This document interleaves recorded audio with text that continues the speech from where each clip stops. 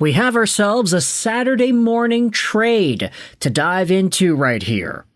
Now, I'll be honest, it's like 10:30 a.m. my time in Vancouver as I'm recording this audio. This trade was from 7 a.m., so it was a really early move done by the Chicago Blackhawks. But let's dive into it here. The Blackhawks and the Kraken have made a trade swapping forwards, as Seattle has acquired Joe Veleno and Chicago is acquiring Andre Burakovsky. Now, the title is not a lie. Joe Veleno was indeed a former exceptional status player that just happened to have found himself in Chicago after a few years of development in Detroit. Yeah, no, he's not Connor Bedard, but he was an exceptional status guy. And we'll dive into all of that and more after checking out the Chicago Blackhawks website and just kind of diving into what it is Chicago is receiving here. We are going at it from the Chicago POV because this is just the thing that we have open at the moment. The Blackhawks have acquired Andre Burakovsky from the Seattle Kraken for Joe Veleno, a forward who had recorded 37 points with Seattle during the 24-25 season, including 27 assists in 79 games. The Blackhawks today announced that the team has acquired Burakovsky from Seattle in exchange for Veleno. Burakovsky is 30 years old, and he had registered 10 goals and 27 assists in 79 regular season games with Seattle last season. The forward ranked 4th on the Kraken with 27 assists during the 24-25 campaign, while he finished tied for 8th in points and 10th in goals. So, a lot more of a playmaker this previous year, Burakovsky was. The native of Klagenfurt, Austria, has appeared in 696 career regular season NHL games, earning 387 career points over 11 seasons with Washington, Colorado, and Seattle. Burakovsky, ooh, that's gonna have to be edited there. Burakovsky. Yeah, no. Sorry, Chicago Blackhawks social media team. Burakovsky is one of only 10 Austrian-born players to have ever played in the NHL, while he currently ranks second among those players in games played, points, and assists. Who's number one? Is it Vanek? I don't know. The forward has also recorded 47 points in 93 career postseason games. He has made 8 trips to the Stanley Cup Playoffs in his career, winning the Stanley Cup twice with Washington in 2018 and Colorado in 2022. See, here's the thing.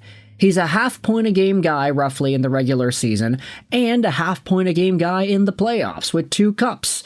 This previous year, he was also roughly in that same territory. 37 multiplied by 2 is, 74? So, yeah, half-a-point-a-game guy. He's very consistent, Andre Burakovsky. On the international stage, he has represented Sweden at the IIHF World Championships on 2 occasions, winning bronze in 2024. He also helped Sweden to silver medals at the 2012 U18s and 2014 World Juniors. So, yeah, quite interesting. It's the reason why they said that he is the second most productive Austrian-born player to ever play in the National Hockey League. He represents Sweden, but he is from Austria, born there. One of only 10 players to have been born there and played in the National Hockey League. The 6'3", 203-pound forward was originally selected by Washington in the first round, 23rd overall of the 2013 NHL Draft. Meanwhile, Joe Veleno, 25 years old, posted up 17 points in 74 regular season games, split between the Red Wings and Chicago in 24-25. The forward opened the season with Detroit, notching 10 points in 56 games before being acquired by Chicago on March 7th in exchange for Peter Mrazek and Craig Smith. Veleno added 7 points in 18 games with the Blackhawks last season. I just wanted to fact-check something here. Andre Burakovsky, born in Austria, right? Is Thomas Vanek that Austrian dude that they were talking about? The most productive Austrian-born player ever? Yeah, okay, it's Thomas Vanek. Yeah, makes sense. He was a very good player. But Andre Burakovsky, 30 years old, making $5.5 million a year till the end of 2027. That's a beefy deal. And it's why Chicago went out there and bought out TJ Brodie later in the day here. They needed to free up some money in order to get that Burakovsky contract on the books. Sure, half a point a game guy. He's decent. He had 61 points in 80 games with Colorado in 21-22, winning the championship over there. He didn't really produce too well with Seattle, but he had himself a decent 24-25, 37 points, 79 games played. He's a reasonably good winger. He'll be fine in Chicago.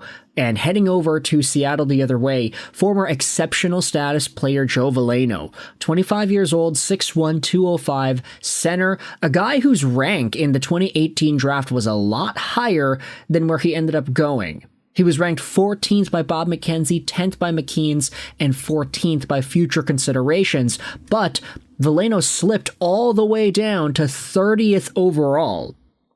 The reason he had exceptional status, and the reason some people thought he could have been a top 3, top 5 pick at the beginning of the 17-18 year, is because this guy was projecting to be like the next Jonathan Toews. He was just so smart, so capable, so reliable as a center, and a guy who could match up extraordinarily well against older talent.